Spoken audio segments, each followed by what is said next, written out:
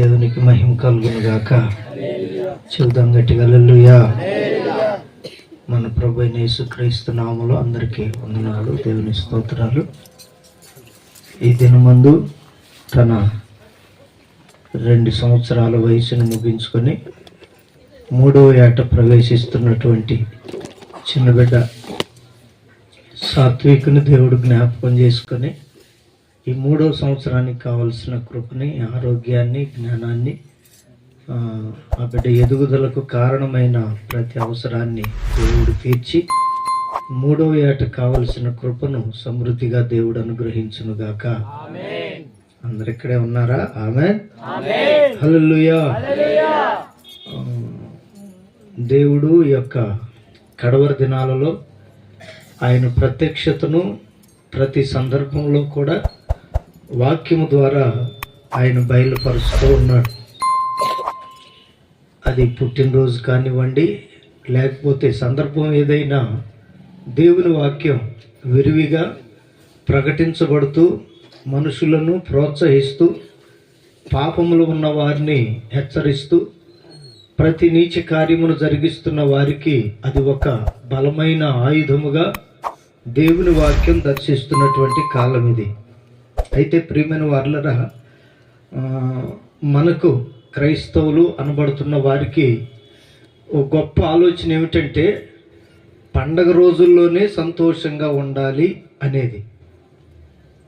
చూడండి, ఈ నెల రోజులు చాలా సంతోషంగా ఎన్నడూ చేయని కార్యాలు కానీ, తినని తిండి కానీ, కట్టని వస్త్రాలు కానీ ఖచ్చితంగా కట్టడానికి ఈ నెల రోజులు కూడా ప్రతి ఇంట, ప్రతి మనసులో, ప్రతి ఆలోచనలో కూడా ఇవే ప్రేరేపించబడుతూ వస్తాయి.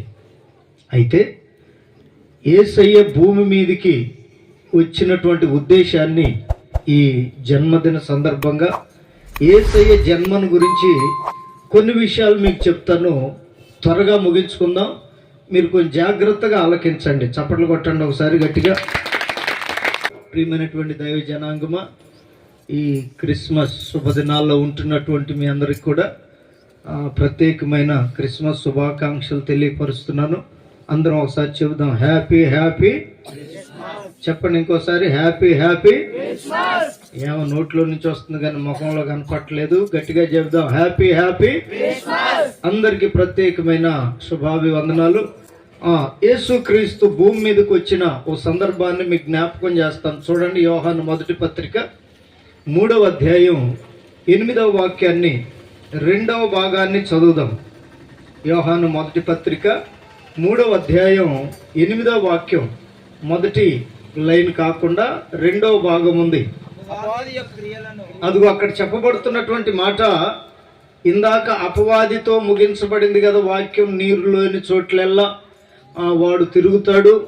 ఎవరి కోసం అంటే ఊడ్చి అమర్చి ఉన్నటువంటి, అంటే క్రైస్తవుల కోసం వాడు వెతుకుతున్నాడంట. నేటి దినాల్లో ఎవరిని పాడు చేయాల్సిన అవసరం కాడికి లేదు. ఎందుకంటే లోకములో ఉన్న వారందరూ వాడి చేతిలోనే ఉన్నారు. లోక సంబంధులు అందరూ కూడా వాడి కబంధ హస్తాల్లో ఉన్నారు. ఎట్లా కావాలంటే అట్లా వాడుకుంటాడు. ఏ విధంగా త్రిప్పాలంటే ఆ విధంగా తిప్పుతాడు.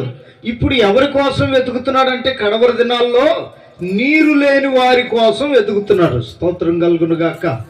వాడు వెతుకుతూ ఉంటే మన ప్రభు అయిన యేసయ్య వచ్చినటువంటి ఉద్దేశాన్ని భక్తుడైనటువంటి యోహాను గారు తెలియపరుస్తున్నారు. ఏమని చెప్తున్నాడంటే ఆయన అపవాది యొక్క ఏంటనట, అపవాది క్రియలను లయపరచుటకే దేవుని కుమారుడు ప్రత్యక్షమాయను. చప్పట్లు కొడుతూ దేవుణ్ణి మహింపరుద్దాం.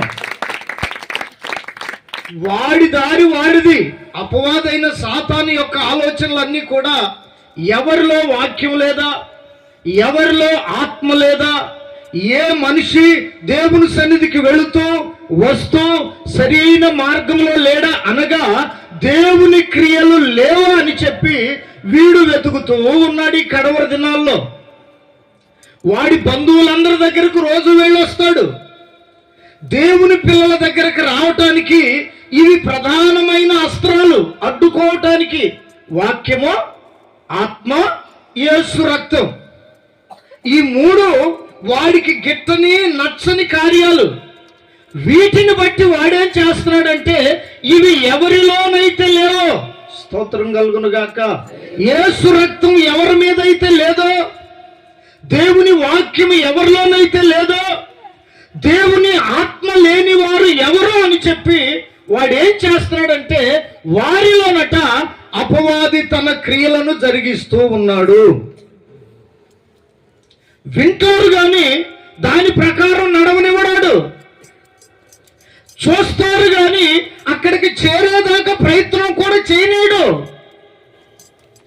ఇట్లాగో వాడి కార్యాలు వాడు చేయటానికి ప్రయత్నం చేస్తుంటే యేసుక్రీస్తు భూమి మీదకి శరీరధారిగా వచ్చిన కారణం ఏమిటంటే, ఆయన పుట్టుకకు కారణం ఏమిటంటే, అదిగో అటువంటి అపవాది యొక్క క్రియలన్నిటినీ, స్తోత్రం కలుగును గాక, సాతాను కలుగజేస్తున్నటువంటి క్రియలన్నిటినీ లయము చేయటానికి వచ్చిన పరిశుద్ధుడైన దేవుడు. దేవునికి మహిమ కలుగును గాక. ఆయన వచ్చిన ఉద్దేశం అది. కానీ దేవుని పిల్లలని చెప్పుకుంటూ క్రీస్తు లేక దేవుని వాక్యం, దేవుని ఆత్మ వారు ధరించుకోకుండా, వాక్య ప్రకారం నడవకుండా, దైవ సంబంధమైన నీతి కలిగి బ్రతకకుండా ఉండటం వల్ల ఏమవుతుందంటే మన యొక్క జీవితాల్లో వాడి యొక్క క్రియలను నెరవేర్చే క్రైస్తవులుగానే బ్రతుకుతున్నాం. క్రైస్తవులు అనటం కంటే కూడా నామకార్థ క్రైస్తవులు అనటం చాలా ఉత్తమం.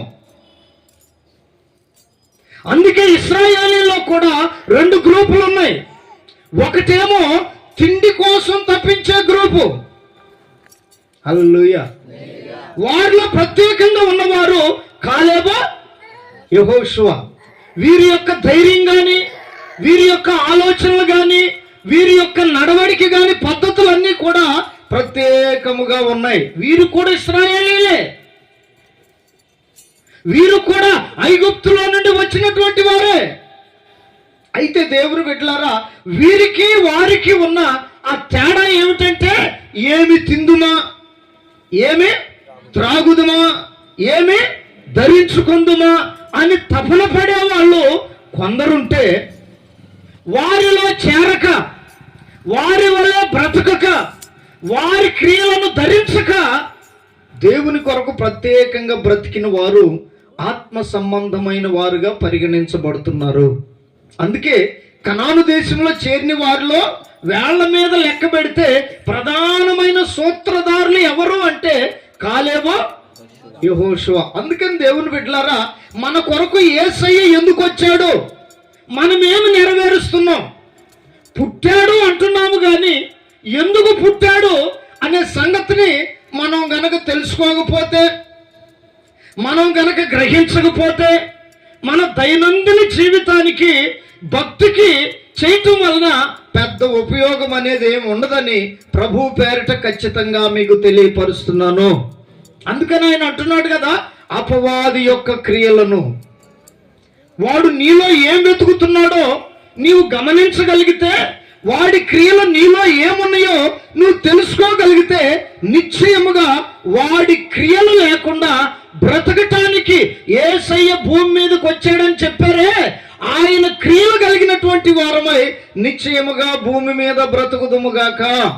ఇదేనండి బాబు నిజమైన క్రిస్టియన్ అనగా నిజమైన క్రిస్మస్ అంటే.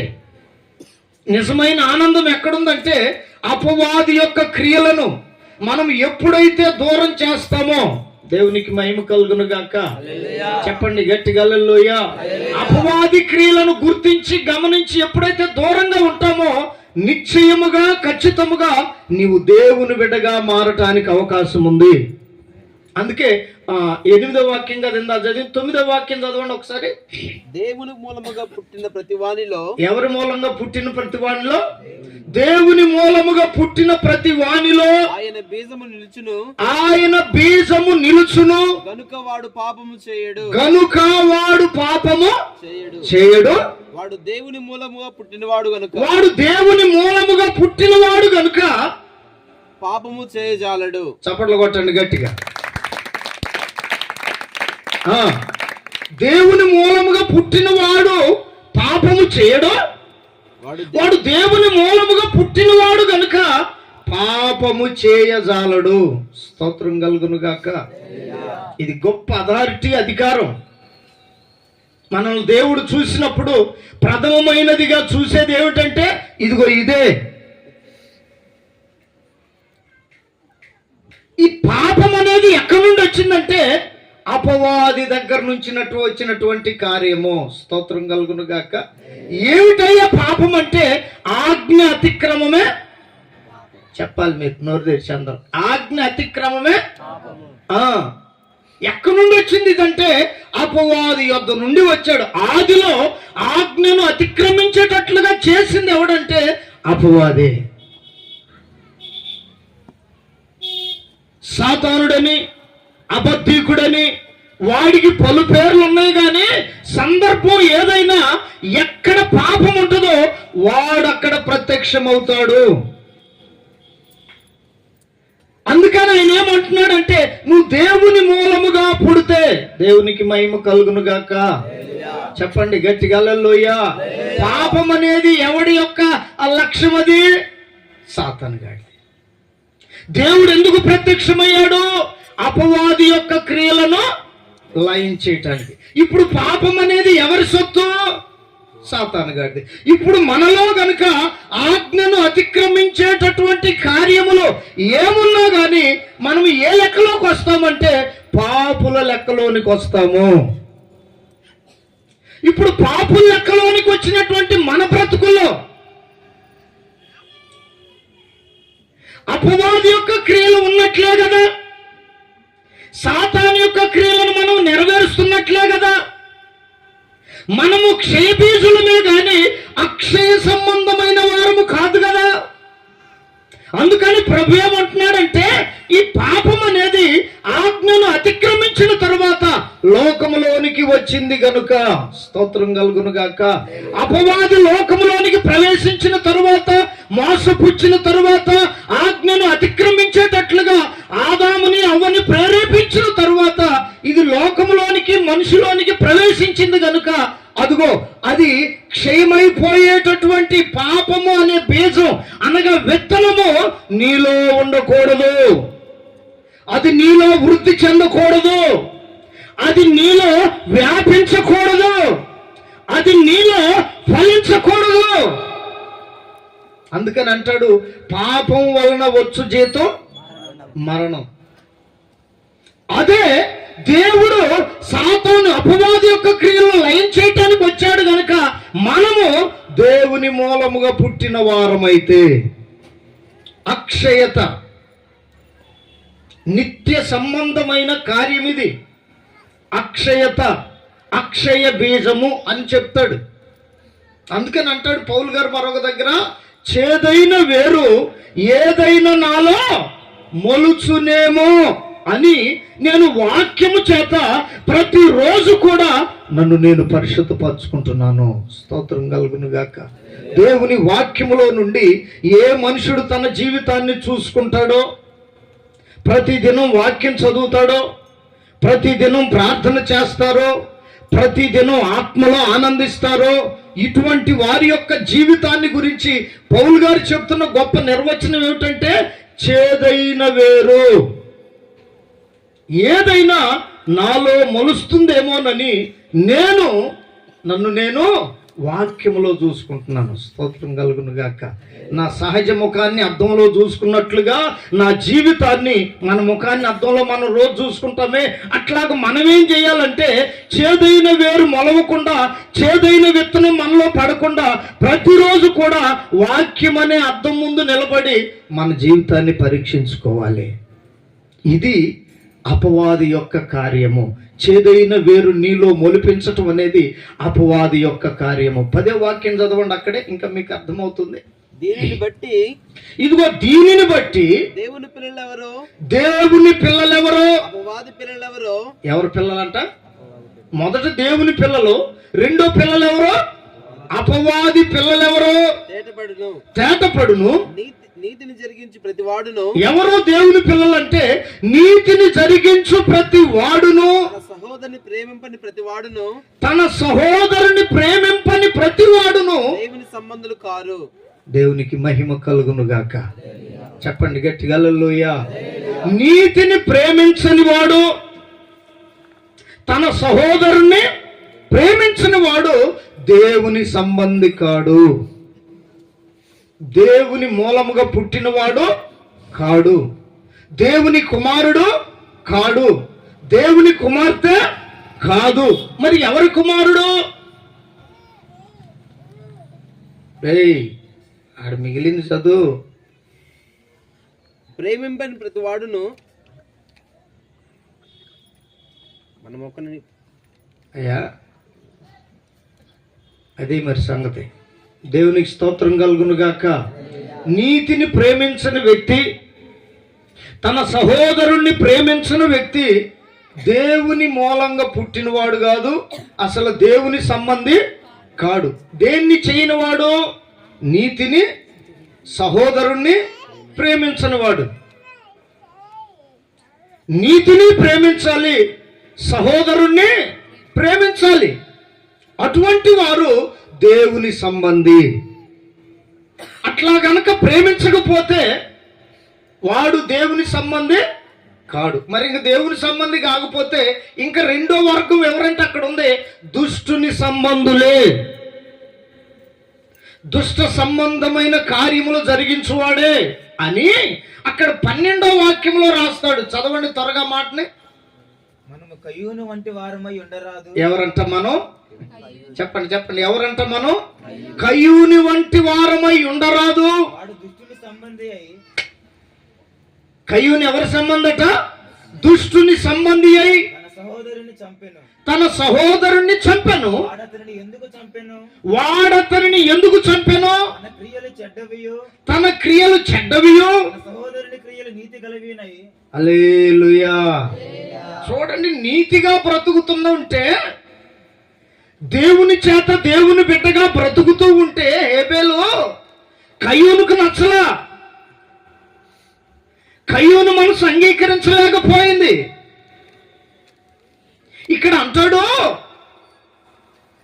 తన తమ్ముడైనటువంటి హేబేలు క్రియలు నీతి కలిగినవైనందున. స్తోత్రం కలుగును గాక. కయ్యూను దుష్టుని సంబంధి అయి తన సహోదరుని ప్రేమించక చంపెను. ఎందుకు అంటే క్రియలు చెడ్డవియు, ఏందట? ఆయన క్రియలు ఎటువంటి చెడ్డవియో, తన సహోదరుని క్రియలు నీతి గలవియునై యుండెను గనుకనే కదా. ఆమెను చెప్పండి ఒకసారి గట్టిగా. ఎక్కడికో వెళ్ళొద్దంట మనం, మన ఇంట్లో ముందు చూసుకోమని చెప్పి దీని అర్థం. నా సహోదరుడు, నా సహోదరి క్రీస్తులో పుట్టిన వారమా, క్రీస్తు మూలముగా పుట్టిన వారమా? అసలు దేవుడు ఎందుకు పుట్టాడంటే ఆ క్రియలు మనలో లేకుండా చేయటానికి. స్తోత్రం కలుగును గాక. అపవాది యొక్క క్రియలు, దుష్టుని యొక్క క్రియలు మనలో లేకుండా చేయటానికి ఆయన వస్తే, ఈ కయ్యూను ఏం చేస్తున్నాడో తెలుసా? వాడి క్రియల్నే అనుసరించు నడుచుతున్నందు వలన ఎవరికి ఇష్టడయ్యాడంటే దుష్టునికి ఇష్టడయ్యాడు, దుష్టునికి ఇష్టడుగా మార్చబడ్డాడు. అయితే తన తమ్ముడు ఉన్నాడు, తన తరువాత పుట్టినవాడు. దేవునికి మహిమ కలుగును గాక. ఈ హేబేలు యొక్క క్రియలట నీతి కలిగిన అంట. ఆమెను చెప్పండి గట్టిగా. ఏ క్రియలు? చూడండి, దుష్టుని యొక్క ఆలోచనలో ఉన్నవానికి నీతిమంతుడైన తన తమ్ముని క్రియలే నచ్చట్లేదు. ఈ లోకంలో ఎవరు నచ్చరో లోకానికంటే నీతిగా బ్రతికేవాళ్ళు. ఆమేన్ చెప్పండి గట్టిగా. హల్లెలూయా. నీతిగా బ్రతికేవాళ్ళు, సహోదరుని ప్రేమించేవాళ్ళు, దైవ సంబంధముగా పుట్టినవారు, దేవుని క్రియలను భూమి మీద నెరవేరుస్తున్న వారంటే లోకానికి గిట్టదు. హేబేలు యొక్క అన్నయ్యన కయ్యూనికి ఇది గిట్టలేదు, ఇది నచ్చలేదు. అందుకని ఏం చేశాడంటే తన తమ్ముని మీద పడి అతన్ని చంపాడు. చనిపోయిన తరువాత నీతిమంతుడైన హేబేలు రక్తం భూమిలో నుండి దేవునికి మొరపెట్టిందంట. హల్లెలూయా. చూడండి, అందుకే అంటది భూమిలో నుండి నీతి మొలచును అని. అందుకని నీతిమంతుని యొక్క క్రియలు దుష్ట సంబంధంగా బ్రతికే వారికి పొరపాటును కొనచ్చు. ఈ లిస్టులో కయ్యూను చేరాడు, కయ్యూను ఉన్నాడు.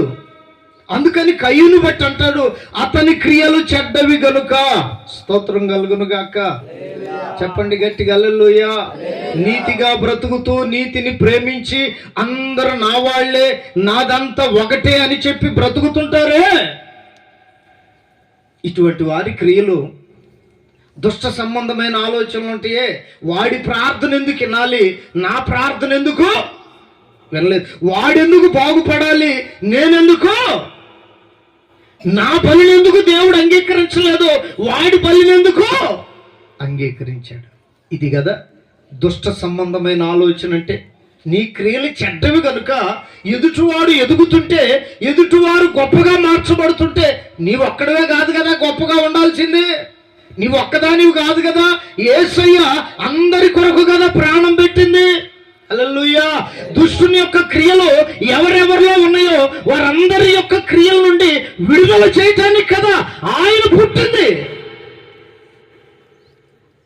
ఈ సంగతిని గ్రహించకపోతే మనకంటే మన సహోదరులు ఎప్పుడు తక్కువ వారుగా ఉండాలనే కోరుకుంటాం. ఇవే దుష్ట క్రియలు. అందుకని ప్రియమైనటువంటి దేవుని బిడ్డలారా, యేసయ్య గురించి వ్రాయబడింది ఏంటంటే బైబిల్లో, ఆయన లోకముని ఎంతో ప్రేమించి ఏం చేశాడంటే దేవుడు తన ఒక్కడై ఉన్న కుమారుణ్ణి లోకములోనికి పంపెను. హల్లెలూయా. ఇందులో ప్రేమ ఉన్నది. ఆయన పంపిన ఉద్దేశంలో ప్రేమ ఉంది. అదే సహోదర ప్రేమ. అందుకని ప్రియమైన వారలారా, నీతిని ప్రేమించని వాడు తన క్రియలు చెడ్డవి.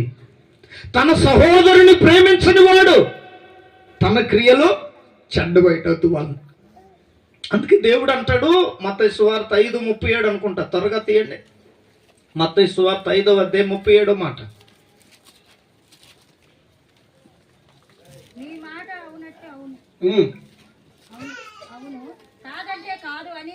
ఇక్కడ వ్రాయబడిన మాట ఏమిటంటే, నీ మాట అవునంటే అవును, కాదంటే కాదు. చెప్పండి ఒకసారి. నీ మాట, అందరు చెప్పాలి. నీ మాట అంటే మీరు అందరు కలిసి నాకు చెబుతుంటే నేను ఒక్కడిని మీ అందరికి చెబుతున్నా.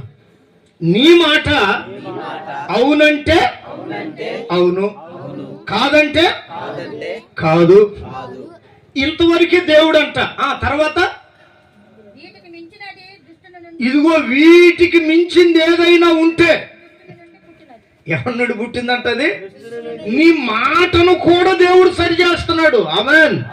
చెప్పండి గట్టిగా హల్లెలూయా. నీలో ఉన్న మాట కూడా దుష్టుని క్రియలను నెరవేరుస్తుంది. నువ్వు మాట్లాడే మాటలను కూడా దేవుడు గ్రహిస్తున్నాడు. ఆయన వచ్చిన ఉద్దేశం ఏమిటంటే నీ మాటను కూడా సరిచేయటానికి. నువ్వు దేవుని దగ్గరికి వెళ్ళినంత మాత్రాన్ని మన జీవితం బాగుపడతావు. దేవుని ఎదుటి చెప్తున్న మాట, నువ్వు దేవుని దగ్గరికి వెళ్తున్నాను, చర్చికి వెళ్తున్నాను, బైబిల్ ఇది కాదు. ఆయన మనలోనికి రావాలి. చప్పట్లు కొట్టండి గట్టిగా. లోకములో క్రీస్తు పుట్టినట్లుగా దేవుడు మనలోనికి రావాలి. అప్పుడు ఏమవుతుందంటే సాతాను తట్టబుట్ట సర్దుకొని మన చూపులో ఉన్న దోషం, మనసులో ఉన్న శాపం, మాటలో ఉన్నటువంటి దోషం, వినికిడిలో ఉన్న లోపం, మన క్రియల్లో ఉన్న ప్రతి దోషము కూడా పారిపోతుంది యేసునామమున. ఆయనను ఎదురుగా ఫోటోలాగా పెట్టుకొని చూసినంత కాలం, నేను వెళ్తున్నా బైబిల్ కొనుక్కున్నా, తల్లిచేరు కట్టుకున్నా, బ్రహ్మాండంగా ఉంటున్నా నువ్వు అనుకున్నంత మాత్రాన దేవుడు నీలోనికి రాకపోతే, దేవుని ఆత్మను నువ్వు పొందకపోతే ఏమవుతుందంటే అక్కడ నీ మాట ఎన్ని రకాలుగైనా నువ్వు తిప్పేయచ్చు. నేను ఎప్పుడన్నా, నేనెందుకన్నా, నేను అట్టన్నానా? దేవుని వాక్యం చెప్తుంది ఏంటంటే, నువ్వు అన్నా మాట నీకు తెలుసు, నీవు అన్నా మాట దేవునికి తెలుసు. ఇక్కడ చెప్తున్నాడు అవునంటే చెప్పండి, అవునంటే, కాదంటే, ఒకవేళ ఇంక ఎక్స్ట్రా ఏమన్నా కల్పించే మాటలు కానీ, ఉన్నది ఉన్నట్టు చెప్పడం కొంతమందికి అసలు పుట్టుకతోనే ఉండదు. ఏదో ఒకటి అతికించకపోతే, ఏదో ఒకటి కల్పించకపోతే, ఏదో ఒకటి దానికి తగిలించకపోతే నెమ్మదే ఉండదు, ఆత్మకు తృప్తి ఉండదు, వారిలో ఒక ఎంజాయ్మెంట్ ఉండదు. అందుకని ప్రతి మాటలో కూడా ఏదో ఒకటి తగిలించాలి. స్తోత్రం కలుగును గాక. ఇది ఎవరిలో నుండి పుట్టిందని దేవుని వాక్యం చెప్తుందో తెలుసా? దుష్టుని నుండి పుట్టింది. దేవునికి మహిమ కలుగును గాక. చెప్పండి గట్టిగా హల్లెలూయా, హల్లెలూయా. దుష్టుని నుండి పుట్టిన మాట నీలో ఉండకుండా తొలగించటానికే యేసయ్య లోకములోనికి వచ్చాడు. ఆమెన్ చెప్పరే? నీలో పుడితే కదా ఆమె గుండెల్లో నుంచి తన్నుకు రావటానికి. దేవునికి మహిమ కలుగును గాక. అందుకని ప్రియమైన వారలారా, మన మాట జాగ్రత్త అని దేవుడు చెప్తున్నాడు. ఎందుకంటే అబద్ధీకుడును అబద్ధమునకు జనకుడున్నాడు ఒకడు. వాడు నీ మాటలు వల్లిస్తాడు, అల్లిస్తాడు. ఒకింటితో పోవాల్సింది 4 ఏళ్ళు గలుపుతాడు. అందుకని దేవుడు అంటున్నాడు, నీ మాట అవునంటే అవును, కాదంటే కాదు. ఒకవేళ ఎక్కువగా మాట్లాడిన వాళ్ళు కూడా ఉన్నారు బైబిల్లో యేసయ్య కాలంలో. ఓ రోజున పేతురు గారు యేసు ప్రభు దగ్గరకు వస్తే ఆయన అడుగుతున్నాడు, నా గురించి జనులందరూ ఏమనుకుంటున్నారు అని. అప్పుడు ఒక్కొక్కడు ఒక్కో రకంగా చెప్పారు. ప్రవక్త అయిన ఏలియా అని, ఇర్మియా అని ఇట్లా అనుకుంటున్నారు ప్రభువా అని చెప్పి అన్న వెంటనే యేసు ప్రభు అన్నాడు, మీరైతే ఏమనుకుంటున్నారు? వెంటనే పేతురు గారు ఉన్నాడు, నీవు దేవుని కుమారుడు అయిన క్రీస్తు అని మేము అనుకుంటున్నాము అన్న వెంటనే యేసుక్రీస్తు అన్నాడు కదా, నేను మీ యొద్ద నుండి తొందరలో వెళ్ళిపోబోతున్నాను. పేతురు గారు అన్నాడు వెంటనే, ఇది నీకు దూరం అవునుగాక. వింటున్నారా? ఈ కార్యము నీకు దూరం అవునుగాక అన్న వెంటనే యేసయ్య అన్న మాట్లాడు, ఏయ్ సాతానా నా వెనకకు పో అన్నాడు. అప్పుడు మాట్లాడింది పేతురా సాతానా? ఈ పేతురు ఎక్కడున్నాడు? అప్పుడు యేసయ్యతోనున్నాడు. వింటున్నారా? యేసయ్యతో ఉంటూ కూడా కాని మాటలు పలికే వాళ్ళు లేకపోలేదు. ఎదిరించి, దేవుణ్ణి ఎదిరించి మాట్లాడుతున్నాడు అక్కడ. వెంటనే యేసయ్య గ్రహించాడు. స్తోత్రం కలుగును గాక. పేతురు అట్లాంటి వాడు కాదు. కొట్టుగట్టిగా చప్పట్లు. తొందరపడతాడు కానీ, దుడుకు పడతాడు కానీ, ఇట్లా అనవసరమైన మాటలు మాట్లాడేవాడు కాదు. నన్ను వెంబడించిన దగ్గర నుంచి చూస్తున్నాను, అన్నిట్లో నేనే ముందుండాలనుకుంటాడే గాని ఇట్లా మాట్లాడు. పేతుర్ని ఎవరో మోసపుచ్చుతున్నారు, పేతుర్లో నుండి ఎవరో మాట్లాడుతున్నారు. వెంటనే యేసయ్య ఏమన్నాడంటే, ఏయ్ సాతానా నా వెనుకకు వెళ్ళిపోమన్నాడు. వెంటనే అక్కడేమన్నాడు తెలుసా? మరలా నీవు పేతురువు, స్తోత్రం కలుగును గాక, నీవు రాయివి, నీ మీద నా సంఘాన్ని గడతాను. చప్పట్లతో దేవుణ్ణి మహింపరుద్దాం. చూడండి, ఆ జరిగినటువంటి ఆ చిన్న సందర్భం అయినా ఎన్ని దైవ సంబంధమైన ఆలోచనలు ఉన్నాయో. అందుకని మన మాట ఎట్లా ఉండాలంటే, అవునంటే అవును, కాదంటే కాదు, చేశానంటే చేశాను, చేయలేదంటే చేయలేదు, ఇంతవరకే ఉండాలి. కానీ వాళ్ళు ఒకవేళ చేయలేదని చెప్పినా, చెయ్యకపోతే ఎట్టయిద్ది? నిప్పు లేకుండా పొగబెట్టేదే మనమైతే పొగరాకేమవుతుంది? దేవునికి మహిమ కలుగును గాక. చెప్పండి గట్టిగా హల్లెలూయా. ఎక్స్ట్రా మాటలున్నాయే దేవుని బిడ్డలారా, నీ నోట అవునంటే అవును, కాదంటే కాదు. ఈ పొగబెట్టే మాటలు పలకూడదు. మనం జీవితాలను పాడు చేసే మాటలు మన నోట రాకూడదు. పెద్దలతో, ప్రధాన యాజకులతో, అధికారులతో మాట్లాడబట్టి కదా యోధా జీవితం అట్లయిపోయింది. యేసై వెంటనే ఉంటున్నాడు, మాట్లాడని గోడతో పోయి మాట్లాడొస్తున్నాడు. స్తోత్రం కలుగును గాక. చెప్పండి హల్లెలూయా, హల్లెలూయా. ఆ దేవునితోనే ఉండట్టుంటున్నాడు. మరలా వెళ్ళి వాళ్ళ దగ్గర బేరం మాట్లాడొస్తున్నారు. ఒక మార్గంలోనే ఉండాలి, ఒక పద్ధతిలోనే ఉండాలి, దేవునికి భయపడే బ్రతకాలి. ఈ విధమైనది కాకుండా మరలా మన సొంత ఆలోచన కనుక పెట్టామో మన కీడు మనం కొని తెచ్చుకున్నట్టే, మన ఇంటికి మనం నిప్పు పెట్టుకున్నట్టే.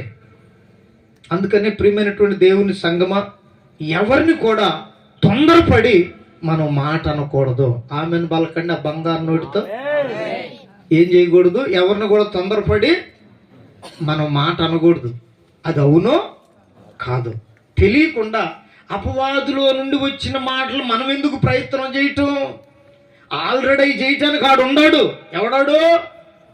వాడు ఉన్నాడు. ఉన్నది లేనట్టు, లేనిది ఉన్నట్టు క్రియేట్ చేయగలిగినోడు ఉన్నాడు. వాస్తవానికి చెప్పాలంటే ఆదామవ్వల దగ్గరికి ఈ అపవాది రాకమునుపు దేవత అనే క్యారెక్టరే లేదు అసలు. వింటున్నారా? దేవుడు మాత్రమే ఉన్నాడు. చప్పట్లు కొట్టండి. దేవుడు మాత్రమే ఉన్నాడు. ఆయన వచ్చి ప్రతిరోజు వీళ్ళతో మాట్లాడుతున్నాడు. సాతాను గాడి యొక్క ఆలోచన ఏంటంటే ఏ విధము చేతనైనా దేవునికి దూరం చేయాలి. ఆయన వీళ్ళతో మాట్లాడకూడదు, వీళ్ళ దగ్గరికి రాకూడదు. అసలు దేవుని కంటే దేవుణ్ణి వీళ్ళు ప్రేమించకూడదు అనే దాన్ని నెరవేర్చడం కోసం దేవత అనే క్యారెక్టర్ క్రియేట్ చేశాడు. ఈ దేవతలో అన్ని రకాల గుణాలు ఉన్నాయని చెప్పాడు. ఏంది మొదట చెప్పిందంటే మీరు దేవుని కంటే గొప్పవాళ్ళు అయిపోతారని. దేవత క్యారెక్టర్ ఇది. స్తోత్రం కలుగును గాక. చెప్పండి చేతులెత్తి హల్లెలూయా, హల్లెలూయా. మీరు దేవుని కంటే గొప్పవాళ్ళు అయిపోతారని దేవునికి తెలిసి మిమ్మల్ని తినొద్దని చెప్పాడు, మిమ్మల్ని త్రాగొద్దని చెప్పాడు, మిమ్మల్ని సుఖపడొద్దని చెప్పాడు. మీరు సంతోషంగా ఉండటం దేవునికి ఇష్టం అని చెప్పి చాలా క్యారెక్టర్లు క్రియేట్ చేశాడు. అక్కడ వాడిన మూల పదం ఏమిటంటే మీరు దేవతల వలె అయిపోతారు. అందుకని దేవుని బిడ్డలారా, ఎవరి క్రియలు అంటే ఈ దేవత అనే పదాన్ని క్రియేట్ చేసినోడు, తీసుకొని వచ్చిన వాడు అపవాదే గనుక వాడి మూలధనం, వాడి మూల గుణం, వాడికున్న అవలక్షణాలన్నీ కూడా వారిలోనే మనకు కనబడతాయి. అందుకని అటువంటి క్రియలను, అపవాది యొక్క క్రియలను నాశనం చేయటానికి, మనలో నుండి దూరం చేయటానికి యేసుక్రీస్తు లోకంలోనికి వచ్చాడు. చెప్పండి హల్లెలూయా. లోకంలోనికి వచ్చింది 2023 సంవత్సరాల క్రిందట. భూమి మీదకి ఆయన ప్రత్యక్షతను తీసుకొని వచ్చింది దానికి ఇంచుమించు 33.5 లేక 34 సంవత్సరాల తర్వాత ఆయన ఒక మనిషిని పూర్తి ఆయన స్వరూపంలోనికి మార్చటానికి పరిశుద్ధాత్మ అనగా ఆదరణకర్త రూపంలో ఆయన మనిషిలోనికి వచ్చాడు. స్తోత్రం కలుగును గాక. చెప్పండి హల్లెలూయా. అదే పోరాటం మనలో. ఒకటి, దుష్టుడుంటేనేమో మనకి పెద్ద పోరాటమే ఉండదు. ఎప్పుడైతే దేవుని ఆత్మ మనలోనికి వస్తాడో, ఆమెను బలుగుతారా? దేవుని ఆత్మ ఒక మనిషిలోనికి వస్తాడో అప్పటికే సరంజామంతో దిగొచ్చినటువంటి దుష్టుడు నీలో ఉండి దేవుని ఆత్మ రావటానికి అంగీకరించడు. అంగీకరించడు. దేవుని ఆత్మ వచ్చిన సమయంలో మన శరీరంలో ఉన్న దుష్టుడు నిశ్చయముగా పారిపోతాడు. అందుకే దేవుని ఆత్మ అవసరం, దేవుని వాక్యం అవసరం. ఎందుకొరకు అంటే ఆయన మనలో ఉన్నాడు అనే దానికి ఇవి సూచన, ఇవే గుర్తులు. కనుక ప్రియమైనటువంటి దేవుని బిడ్డలారా, వాడి యొక్క జాతకం, వాడి యొక్క క్రియలన్నీ కూడా మనలో ఉన్నాయి, మనలో ఉన్నాయి. ఆజ్ఞ అతిక్రమించారు మన తల్లిదండ్రులు. అక్కడ నుండి అవి ఎవరు పుట్టినా, ఎంత గొప్పింట్లో పుట్టినా, ఏమి లేనింట్లో పుట్టినా ఈ క్రియలైతే వస్తూనే ఉన్నాయి, వస్తూనే ఉన్నాయి. అందుకే దేవుని మాటను వినినోడేమో నీతిమంతుని క్రియలు కలిగిన హేబేలని గుర్తించాడు. స్తోత్రం కలుగును గాక. కయ్యూనేమో చెడ్డ హృదయం, చెడ్డ మనసు లేక చెడ్డ క్రియలు కలిగినందువలన అంగీకరించలేకపోయాడు తన సహోదరుని. కనుక ఈ రాత్రికాల సమయంలో యేసయ్య వచ్చింది ఎందుకంటే అపవాది క్రియలను లయం చేయటానికి. చెప్పండి ఆమేన్, చెప్పండి ఆమేన్, చెప్పండి ఆమేన్. అందుకని అంటాడు కదా, వాడు ఆది నుండి చెడ్డవాడు. చదువుతారా 8వ వాక్యం మొదట్లో? ఇప్పుడు చూడండి, మీకు అర్థమైంది. యోహాను మొదటి పత్రిక 3:8. అపవాది మొదటి నుండి పాపము అదుగునండి బాబోయ్, అపవాది మొదటి నుండి పాపము చేయుచున్నాడు గనుక పాపము చేయవాడు అపవాది సంబంధి. హల్లెలూయా, హల్లెలూయా. వాక్యం వింటూ దాని ప్రకారం నడవని వాడు, దేవుని మందిరానికి వస్తూ దైవ గుణాలు కలిగి ఉండని వాడు ఎవరంటే ఇక్కడ చెప్తున్నాడు, మొదటి నుండి వీడు ఒకడు ఉన్నాడు. వీడు మొదటి నుండి ఏం చేస్తూ వస్తున్నాడట? పాపం చేస్తూ వస్తున్నాడు కనుక పాపము చేయు ప్రతివాడు అపవాది సంబంధి, అపవాది కొడుకు, అపవాది కూతురు. అందుకని మనకి యేసుక్రీస్తు వచ్చిన ఉద్దేశం ఏంటంటే, భూమి మీదకి వచ్చి 2000 సంవత్సరాలకు పైన అయితే ఆయన మరలా ఆత్మరూపిగా వచ్చి దగ్గర ఇన్నే సంవత్సరాలు అవుతుంది. యేసయ్య వచ్చినప్పుడే వచ్చాడు, మరలా వెళ్ళాడు, మరలా వచ్చాడు. స్తోత్రం కలుగును గాక. అందుకని మనం వాక్యము చేత ప్రతిదినము కూడా మన యొక్క బ్రతుకుని సరి చేసుకోవాలి. మన మాటని, మన చూపుని, మన యొక్క వినికిడిని, మన ఆలోచనల్ని, వీటిని సరి చేసుకుంటూ వస్తే అపవాది క్రియలు మనలో ఉండవు. ఆమేన్. అపవాది క్రియలను జయించిన వారం అవుతాము. అందుకని ఈ దైవలేఖనం సెలవిస్తున్న ఈ గొప్ప మాట, మనం యేసయ్య పుట్టిన ఉద్దేశం సంపూర్ణంగా భూమి మీద నెరవేరింది. ఆయన పుట్టాడు, పుట్టిన ఉద్దేశం నెరవేరింది. ఆయన చనిపోయాడు, చనిపోయిన ఉద్దేశం నెరవేరింది. ఆయన తిరిగి లేచాడు, ఆ ఉద్దేశం ఆయనలో సంపూర్ణంగా నెరవేరింది. ఆయన త్వరలో రాబోతున్నాడు. వచ్చేది ఎందుకంటే మనలో ఆయన ఉద్దేశాన్ని నెరవేర్చి తీసుకుని వెళ్ళటానికి. దీనికోసమే పరిశుద్ధాత్మ దేవుడు మనకు అవసరం. ఆయన లేకుండా మనం సంపూర్ణులం కాలేము. ఆయన లేకుండా మనము నీతిమంతులుగా బ్రతకలేము. ఆయన లేకుండా మనం మన సహోదరుణ్ణి సహోదరిని ప్రేమించలేము. ఎన్ని కథలన్నా చెప్పండి, నాకు అంత ప్రేమ ఇంత ప్రేమ, ఇదంతా ఒట్టి నాటకం. దేవునికి స్తోత్రం కలుగును గాక. శబ్దం హల్లెలూయా. ఇది ఒక నాటకం, నాటకమైన లోకంలో ఉన్నాం. ఎంత ప్రేమ ఉంది, అంత ప్రేమ ఉందని కథలు చెప్పుకుంటూ బ్రతకకుండా నీలో ఉన్న ప్రేమను కొలత వేసేవాడు పరిశుద్ధాత్మ దేవుడే. ఆయన నీలో లేకపోతే, ఆయన నీలోనికి రాకపోతే దేవుని ప్రేమ, దైవ గుణాలు, దేవుని గురించి పుట్టేటటువంటి అనుభవాలు మనము బ్రతకలేము, జీవించలేము, ఆయన మార్గంలో నడవలేము. అందుకని ఆయన మూలముగా పుడితేనే ఆయన లక్షణాలు మనలోకి వస్తాయి. స్తోత్రం కలుగును గాక. ఆయన రక్తం మన మీద ఉంటేనే మనము పరిశుద్ధపరచబడతాం, శుభ్రం చేయబడతాం. కొన్ని మనలో మిగిల్చాడు వాడు. మన తాత ముత్తాతలు చేసిన కార్యాలు, క్రియలు ఇవన్నీ పోగొట్టడానికి యేసయ్య వచ్చాడు. ఆయన దూరం ఉండి నిన్ను చూస్తున్నాడు కానీ నీలోనికి ఆయన్ని ఆహ్వానించట్లేదు. ఇదే పరిపూర్ణమైన క్రైస్తవ్యం. ఆయన మనలోనికి రావాలి. స్తోత్రం కలుగును గాక. ఆయన్ని చూడటం కాదు, ఆయనకు ప్రార్థన చేయటం కాదు, ఆయన్ని మన ఎదుట ఉంచుకోవటం కాదు. స్తోత్రం కలుగును గాక. ఆయన నీలోనికి వస్తే ఆయన అంటే ఏమిటో మనకు అర్థమవుతుంది.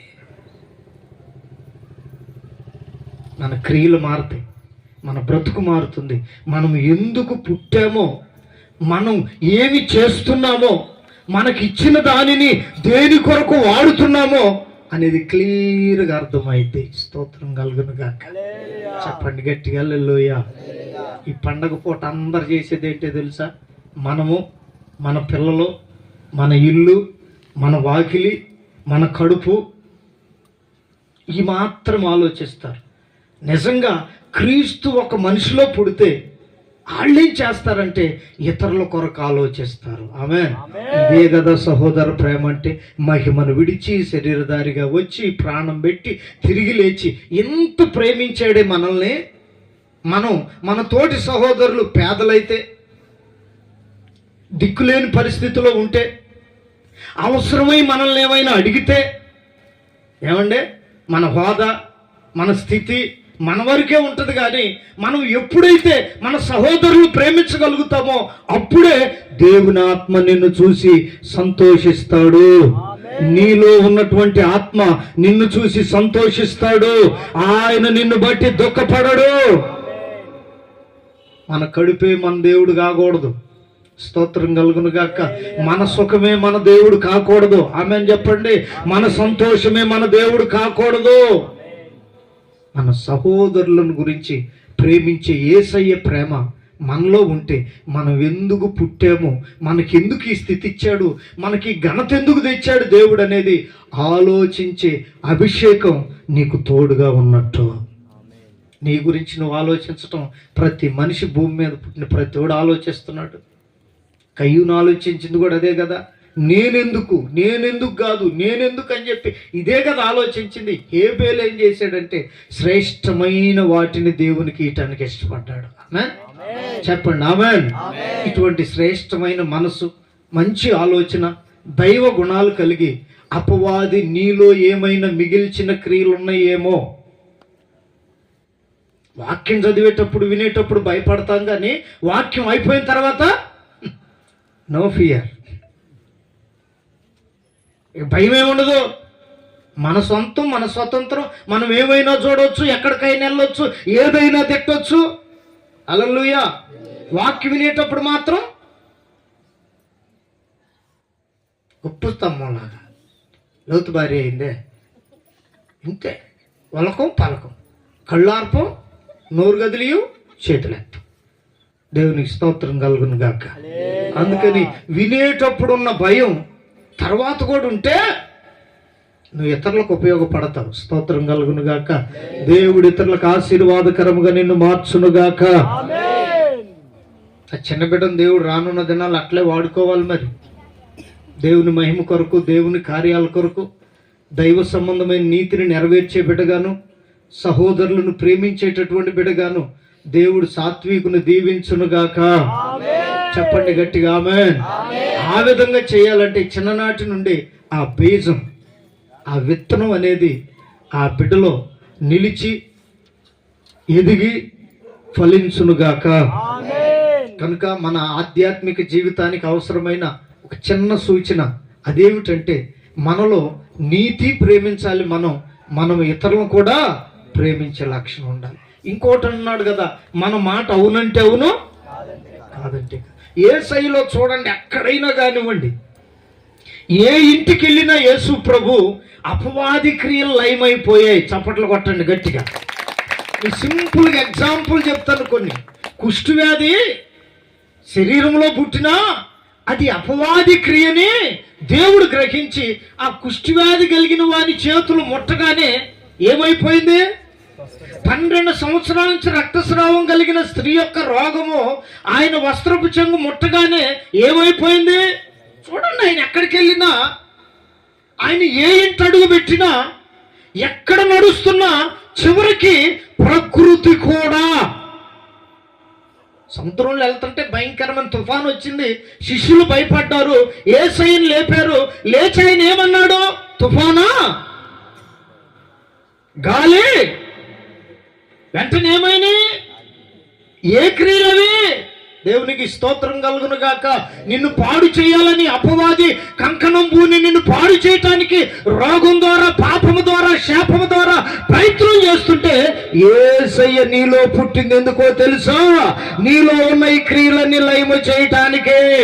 ఆయన నీ ఇంట ఉంటే, ఆయన నీలో ఉంటే ఇటువంటి క్రియలన్నీ లయమైపోతాయి. అద్భుతాన్ని నువ్వు చూస్తావు. యేసయ్య పుట్టడం అంటే మనలో అదండి బాబు. భూమి మీద ఎప్పుడో పుట్టాడు, ఇప్పుడు మనం సంబరం చేసుకోవాల్సిన పని లేదు. నీలో ఆయన పుడితే ప్రతిరోజు క్రిస్మస్. చప్పట్లు కొట్టండి గట్టిగా. ఆయన నీలో పుడితే ప్రతిరోజు క్రిస్మస్సే. అలా నెల రోజులే కాదు, ఆ నెల రోజులే ఆనందం కాదు, జీవితకాలం అంతా ఆనందించేది ఎప్పుడంటే మనం ఆయన మనలో పుట్టినప్పుడు. అందుకని యేసయ్య ఏ ఊరు వెళ్ళినా అద్భుతాలు జరిగినాయా లేదా? ఆశ్చర్య కార్యాలు జరిగినాయా లేదా? అందుకని ఆయన ఉంటే, ఇంట్లో ఉంటే ఇంట్లో అద్భుతం జరిగింది. ఒక మనిషి జీవితంలోకి వస్తే ఆ జీవితంలో అద్భుతాలు జరిగాయి. అందుకే 4 రోజుల తర్వాత కూడా లాజరు చనిపోయినోడు బ్రతికాడు. ఇది ఆశ్చర్యం. ఇది దేవుని యొక్క క్రియ. మరణం అనేది పాపం వలన వస్తే దానిని లయం చేసింది యేసయ్య యొక్క మహిమ మాట. స్తోత్రం కలుగును గాక. ఆయన నీలో ఉండాలని ఇష్టపడుతున్నాడు. నీ యొక్క ముందు కాదు, లేకపోతే నీ ముందు విగ్రహంగా కాదు, నిగ్రహంగా నువ్వు ఉంటే ఆయన విగ్రహంగా కాడు, అభిషేకముగా నీలోనికి వస్తాడు. ఇది దేవుడు కోరుకుంటుంది. అందుకని ఆయన నీలో ఉన్న అపవాది క్రియలు లయం చేయటానికి వచ్చాడు. కానీ నీ ఇష్టం వచ్చినట్టు బ్రతుకుతుంటే, పండగ పూట కూడా తిని తాగి నీ ఇష్టం వచ్చినట్టు ఇంట్లో గందరగోళం చేస్తుంటే, అడావుడి చేస్తుంటే, నీ మాట సరిగా లేక ఉన్నది ఉన్నట్టుగా పలకటం చేతగాక ఉంటే, ఇవన్నీ అపవాది క్రియలు. వాటిని నీలో నుండి తొలగించటానికి ఆయన పుట్టాడు. స్తోత్రం కలుగును గాక. మనల్ని దేవుడు రక్షించిన ఉద్దేశం కూడా అదే, మనల్ని కాపాడుతున్న ఉద్దేశం కూడా అదే. 24వ సంవత్సరం చివరి నెల ఈ 14వ తేదీ వరకు మనల్ని కాపాడిన ఉద్దేశం ఏంటంటే, మన గురించి దేవుడు ఒక ఆలోచన కలిగి ఉన్నాడు. ఆ ఆలోచన నెరవేర్చాలంటే ఆయన నీలోనికి రావాలి. ఆయన తోడెప్పుడు నీకు ఉండాలి. ఆమేన్. అందుకని నీ జీవితం, పుట్టుక, నీ యొక్క ప్రతి పరిస్థితి చూస్తున్న దేవుడు. నలుగురులాగా నువ్వు ఉండటం కాదు. నీ గురించి దేవుడు ఒక ప్రత్యేకమైన ఆలోచన కలిగి ఉన్నాడు. ఆ ఆలోచన నీవు పుట్టినప్పుడే దేవుడు కొన్ని చెప్పాడు. నువ్వు ఎదుగుతున్న కొలది చెప్పాడు. రోజు మాట్లాడుతూనే ఉన్నాడు. నువ్వు లోబడట్లేదు, ఆయన ఆహ్వానించట్లేదు. ఆయన నీలోనికి ఆహ్వానిస్తే అద్భుతమైన కార్యాలు చూడబోతున్నావు. ఈ సంవత్సరం ముగింపు కలుగుతూ ఉండగా ప్రియమైన దేవుని బిడ్డలారా, నూతన సంవత్సరం నుండైనా నీ జీవితంలో ఆశ్చర్య కార్యములు చూచుదురుగాక. చెప్పండి గట్టిగా ఆమేన్. అందుకని ఆయన వచ్చిన ఉద్దేశం అది, మనల్ని పుట్టించిన ఉద్దేశం ఉంది. ఒక్కొక్కరి ఎడల దేవుడు ఒక్కొక్క ఆలోచన కలిగి ఉన్నాడు. ఆలోచన సంపూర్తి చేసి ప్రభు రాకడలో కానీ, లేదు మన ఆయుష్ తీరిన దినాల్లో కానీ ప్రభు రాకడ కొరకు ఎత్తబడినట్లుగా పరిశుద్ధాత్మ దేవుడు మనల్ని సిద్ధపరచునుగాక. ఆ చిన్న బిడ్డను దేవుడు పుట్టించిన విధానంలో తల్లిదండ్రులు పెంచేటటువంటి ఆ యొక్క ఆలోచన దేవుడు అనుగ్రహించి ఈ కుటుంబానికి ఆశీర్వాదకరమైన బిడ్డగాను, ఈ యొక్క కూర్చున్న మనందరికి కూడా రాబోతున్న దినాల్లో ఒక మాదిరికరమైన బిడ్డగా ప్రభువు నిలిపి ఆయన కృపలో కాపాడునుగాక. మనమందరం కూడా ఆయన పుట్టిన ఉద్దేశం, మనల్ని పుట్టించిన ఉద్దేశం ఎరిగి ఉన్నాము గనుక సాతాను క్రియలేవి మనలో లేకుండా యేసు రక్తము చేత, దేవుని వాక్యము చేత, పరిశుద్ధాత్మ చేత లైవ్ చేయబడి యేసయ్య రూపములోనికి మార్చబడుదుముగాక. అట్టి కృప పరిశుద్ధాత్మ దేవుడు మనకు అనుగ్రహించునుగాక.